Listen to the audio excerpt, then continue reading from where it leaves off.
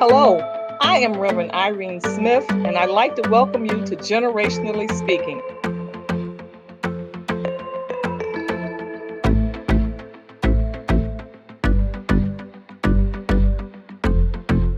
Here at the table, we come and we discuss life issues, no matter what they might be. As we sit at the table with each generation, we all learn, we all grow, we all are inspired. Yeah, yeah. Yeah, yeah. Generationally Speaking. Hello, I am Reverend Irene Smith, and I want to welcome you again to Generationally Speaking. I am always excited to have you come and sit with me at the table of discernment so we can hear what the Lord has to say. Can I tell you that you can learn something from everybody, no matter how young they are, no matter how old they are? If you take the time, sit back and listen, you can learn a whole lot of information that will help you along the way. Well, I'm just excited about what God is doing.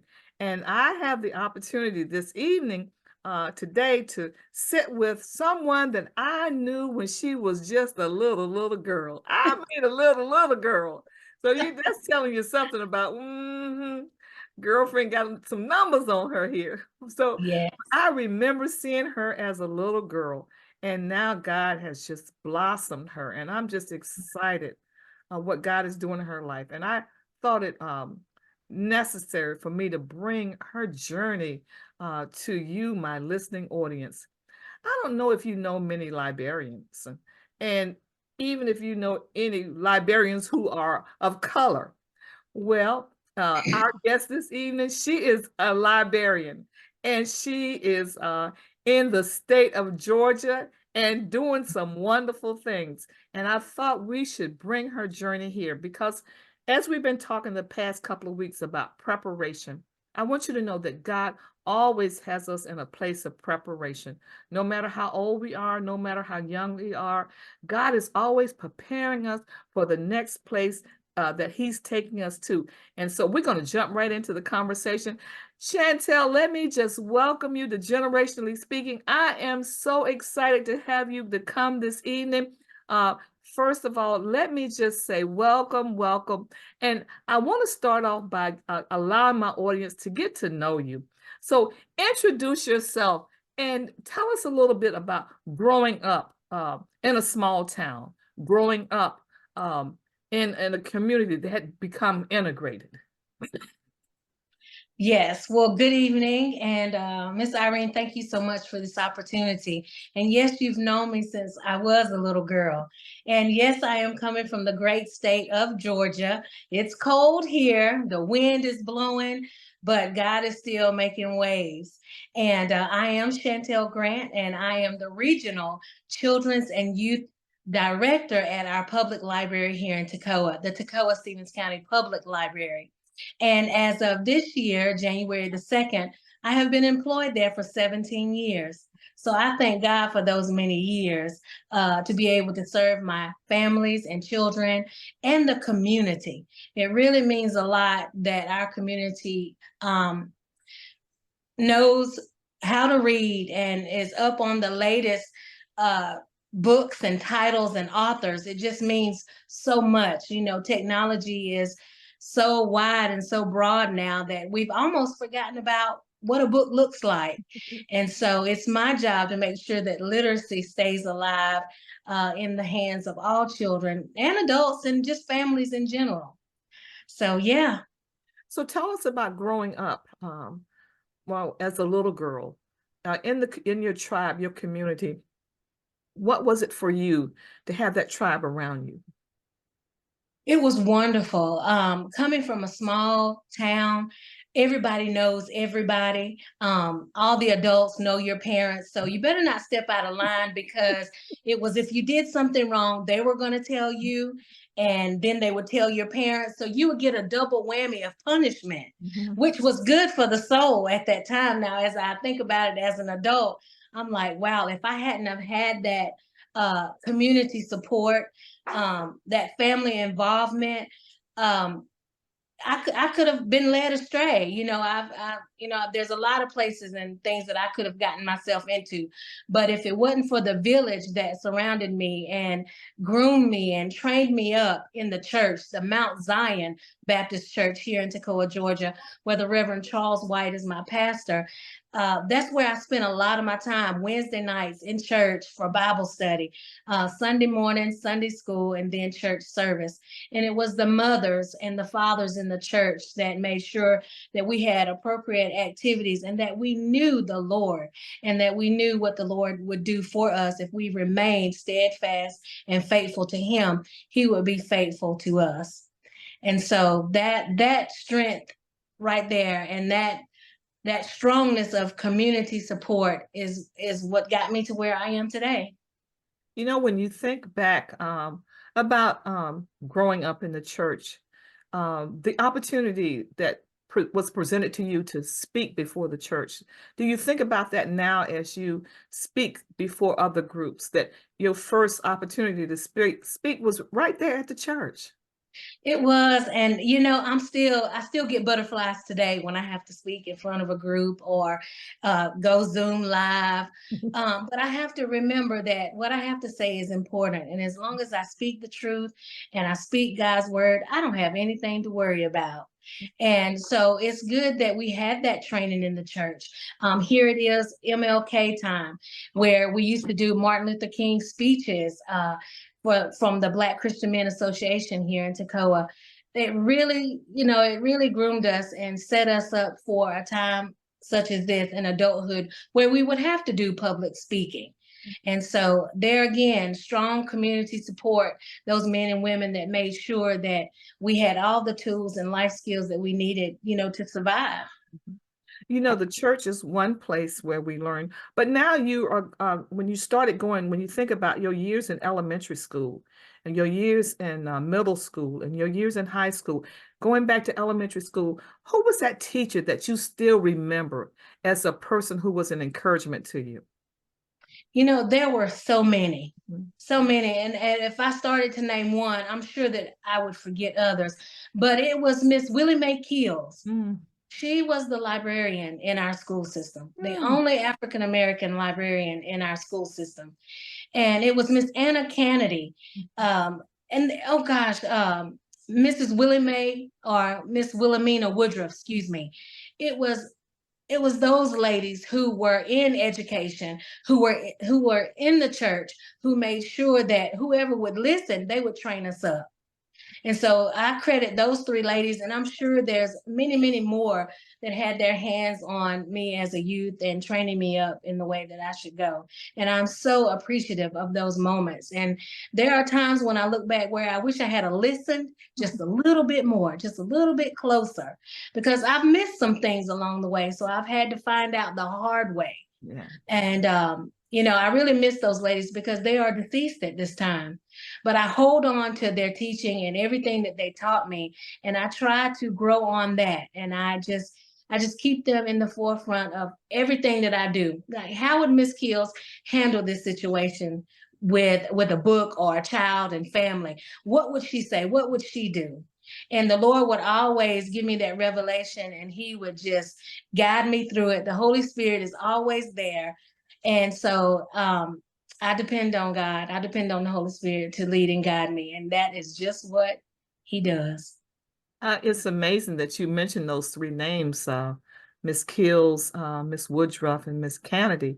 Actually, those three women probably are the bedrock, uh, uh, were the bedrock for Toccoa, especially young students. I can count them as ones who pushed me, saw more in me than I probably saw in myself. And Miss Kennedy, she followed me throughout my young adult life, always a source of encouragement, always someone that I could talk with. So I'm thankful for her. And so now you graduate from high school, and what do you decide that you're going to do with yourself? Well, at the age of 18, I had my first son, Christopher Alexander Green. Mhm. And I knew at that moment that I had to do something quick. So I enrolled myself into college. And at that time, several years after that, he was in pre-K, and there was a position open, and I found myself there at the school more than I was at home or at my other job, which I was working at Walmart at the time. uh, I found that to be a career path that I could take, and I took that opportunity of employment. And education is where I've been. So I went on and I graduated from Lanier Technical College in early childhood education. And that was the basis. That's where it began. And that is where I found the gift that God had placed me with teaching Yeah. and educating young ones and just loving on them and just giving them the opportunity to be themselves. You know, you talked about having a child at 18, and most people would have had a child at 18 and perhaps would not have gone any further to pursue their education. But you kept going. Why? Yeah. My What mom was it? was like, just because you have a child, your dreams, they don't have to stop here. There's things that God has for you to do, and you must be ready to accomplish them. And so, and times were hard at that time. Mom was working, my dad was working, and I was just working part-time, and it was hard. So I knew I had to get an education, and I knew I just couldn't survive off of a high school education. And I knew I had to make a better living for my son. I had to show him the way, and just be, his support to show him that just because something happens in your life, it doesn't mean you have to stop. For me, it was I have to push forward. I have to keep going. And I think that that lends us back to our topic, a place of preparation, that there are spaces that we're in that seem difficult. And I like the fact that you said it wasn't easy. There are places that we have to make decisions on which way we're going to go, if we're going to stay stuck or if we're going to move forward. And the Right. fact that you chose to move forward speaks volumes about the person and the God that resides within you, because Yes. you decided, and having a child, a toddler, um, and trying to go to school and trying to keep those grades up, it is not easy, but No. you did it. Yes. And So I give God all the glory, and I'm thankful for my parents for pushing me, and there again the church, my church family, that strong support, that they were just like, we can't stop here. You got to keep going. mhm. I love that, because some people stop. They think that having a child is or making a mistake or whatever it might be, getting incarcerated for a brief period of time. People think that's the end, and it's really not the end. That in that place, God is strengthening you for where He's taking you. And Yes. so now you have a toddler. And so what did you learn from your preschool classes, but and then putting it into practice, teaching your child? I tell you, it was a life experience, because toddlers, they change by the minute, they change by the hour and by the second. And if it wasn't for my college training, and if it wasn't for being in the classroom, I think that I probably would have had a pretty hard time of raising him. But it was there through those studies and through tests and trials that I grew, and that I was able to grow him into a strong young man. Mhm. So the foundation of education is strong, and having a tribe or a community support, if you don't have that, you can be lost within the blink of an eye. And so I'm just glad that somebody prayed for me, that somebody was there in my corner, somebody that saw the potential in me and decided that I have to run on and see what the end is going to be. And I think that's an important part of being in a church as well, because your family might not be all that you want it to be, but having that balance with the church, your church family, they can help you. You can glean from them. You can see others that you can emulate if there's no one else that you can emulate. So that is so wonderful to hear. But now you're doing preschool. That's a long way from being a librarian. Yes. So I was employed with Ninth District Opportunity, Stevens County Head Start Pre-K. I was employed with them for 12 years. Mm. 12 wonderful, beautiful years. And actually, I thought that was where I was going to retire from, but God had other plans.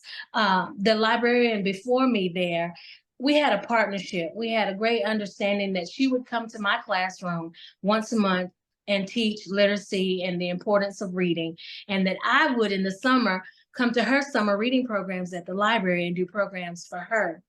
And one day, she was in my classroom, and she just stopped and said, "Chantel, I need to talk to you." And I thought I had said something to a child or I had done something wrong, but I knew at that moment in her voice there was some urgency. So I told my assistant, I said, "I'll be right back."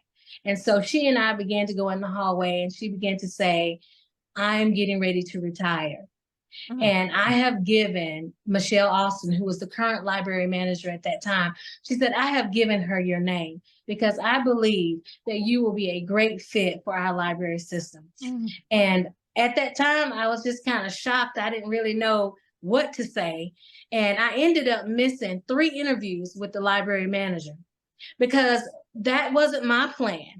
My plan was to be at Head Start in a classroom with 4 and 5 year olds every day and just having fun.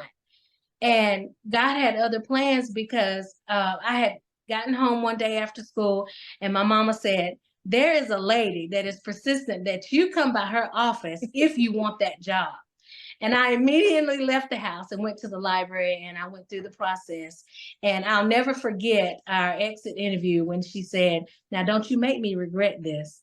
And mm. so we talk about it. When I see her in the community, we talk about that all the time. And she lets me know that I did not disappoint her, that she knew she had made the right decision. And I say, but God, Mhm, because that wasn't my path. That mhm. wasn't my career path. But God knew that's where He wanted me. And it was so much less stress. And I grew a little bit. I grew a little bit in education, knowledge, vocabulary, and that's what it was all about. I believe it was time for me to grow, and God saw that, and He placed me there. You know, I like what you're saying because we can find ourselves in a place where we're really comfortable and we're enjoying what we're doing and we're not really looking to go anyplace else. We're really happy with where we are. And but God has a way Yeah. of unsettling us and moving us to a place where we have to be stretched. Right, right. Because it felt weird. It felt awkward that I was getting ready to change. I had been at Head Start for 12 years, and here I was getting ready to change environments. And I didn't know what to expect. I knew it would be great, but it was frightening there for a moment. But I had to trust God. I Mhm. had to trust the process. And in doing so, He led me straight through it. And here we are 17 years later. So, So when you moved into that place of being a librarian, I think it's important for my audience to know that that that move had to jar you a little bit, had to bring a little trepidation about what is it that I do know and what is it that I don't know.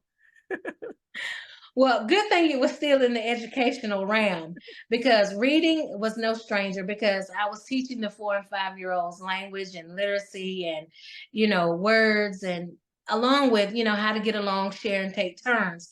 And so in turn, I would be doing a little bit of that too at the library because every Tuesday we have story time. And so that story time can last anywhere from 45 minutes to an hour. And I grew with story time with that, being introduced to new families, families of the Caucasian um, group. And if I could say group, I don't really want to say group, but the Caucasian families. There wasn't a lot of African American Mhm. families coming to the library.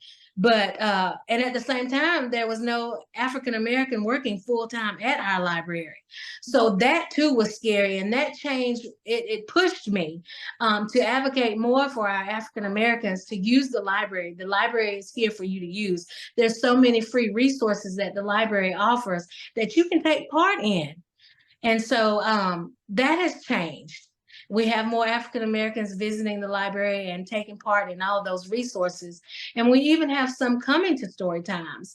And so Storytime grew and advanced, and I was able to implement a program called Lap Sits, where my pregnant mommies can come with their babies, and we just meet for 30 minutes, and we just sing songs and finger plays, and we Wow. share resources. And that 30 minutes just goes by so quick. And so a lot of things have happened, a lot of growth has happened, but there were some times where it was shaky ground.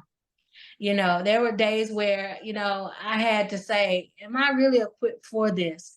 But then God spoke to me and said, I would never bring you to something if Mm, I'm not going to see you through it. mm. And so through that, I received more training through workshops and share-ramas with other Georgia librarians. We get together at least 2 or 3 times a year, and we share resources and we grow together, and we bring that back to our community and we share that. And so we're all growing together. May not be at the same time, but we're still growing and sharing those resources. And that's important because our literacy rate here in Georgia is very low, very low. And so all of us are trying to work together to help promote literacy in any way that we can, because those numbers have to come up. We cannot have fourth graders going into fifth grade or middle school or high school and can't read. Yeah. So we have to go back to the fundamentals of reading and what that means. Going back to sitting in mom or dad's lap or your grandparents and letting them read to you and letting that child read to them. I mean, it's so important. It's real detrimental that we don't talk to one another, that we don't share stories, and that we're not reading, whether it's the newspaper, magazines, a book. You got to read something. You have to grow that comprehension. I love you said something about the moms, the expectant moms or the moms with newborns and toddlers. Did with that program, did it remind you of when your child was young? And did it say to you, I wish they had something like this for me? Yes. Yes, ma'am. I had books in my home. I've always had books in my home. I've always read. I've always been a reader. And I knew it was important that my son learn how to read at an early age. And he was reading before he went to kindergarten. Mhm. And I have two beautiful grandsons, and they learned to read before they have learned to read before they went to kindergarten. And so it's a must that we learn how to read at an early age, because if you can't read, there's no telling what your career path will be. But if you can read, you can go anywhere and you can do anything. And so that's just so important in today's time. So when you think about nurturing out in our community, how do you, as a librarian now, have the opportunity to reach out into the community to nurture parents and grandparents and aunts and uncles to say, hey, bring your baby here, bring your young person here. Let's nurture them so they have a love for reading. Yes, so that's another part of my job that I love here at the library is outreach. Mhm. I am definitely always in our community at any function that they'll allow me to come. I am there promoting reading, promoting new authors, local authors. You wouldn't believe how many local authors we have in Toccoa, Georgia. And it's just an honor to have your books there at our library as well. And so I'm able to go out into the communities, to the daycares, to the schools, and share the love of reading and how important it is at a young age. Because, like I said, once you learn how to read, oh, the places that you will go. Mhm. Yes. I've had the opportunity to work with a lot of young people, and seeing ninth and 10th graders who really um, cannot read or are reading at a second grade level. What Yes. do you say to parents of those children? How do you, because they're at a certain age, they don't want to be embarrassed, so they don't want you to call on them publicly to read out loud because they Right. know they really can't. But how can a parent nurture that child to build that reading skill? Well, I always share my struggles and my story with a parent. And I let them know that there is help. There are resources in the community that nobody has to know that you're receiving. Mhm. But you can receive that help and growth. And the child has to be willing. The parent has to be willing, because we meet so many that are like, well, it's too late. But I let them know very quickly that it's not too late. It's never too late to pick up a book. It's never too late to turn your games that you're playing on your personal devices into reading um, stories or reading programs that will help. And nobody has to know that but you. You don't have to share that with anyone. And I often tell students that are struggling with reading, practice makes perfect. You have to have a mindset that you're going to accomplish what it is that you've set out to do. If you set a goal to read 5 books in a month, you must be diligent in doing that. If you allow yourself to stop, there's a 50-50 chance that you may not pick it back up again. And that's where it becomes detrimental. So I tell them all the time, what you start, you must finish. It's going to be rewarding to you in the end. And nobody has to know you're struggling with reading while you're perfecting that gift. Mhm. You know, I often say to parents and ask the question, do you know whether or not your child can read? And they're never quite sure of that answer. And I always say, well, have them read a newspaper or a magazine article to you, and just let them read. Don't stop them. Just hear how they're reading, the cadence with that reading, and see and they often find out that some children read very well and love reading. Yes. Other children, they can read, but it's not number one on their list of things to do. And so for a person, a parent of a younger child, with all the technology that we have, that children have access to it, how do you take that technology and turn it into reading, a skill for them?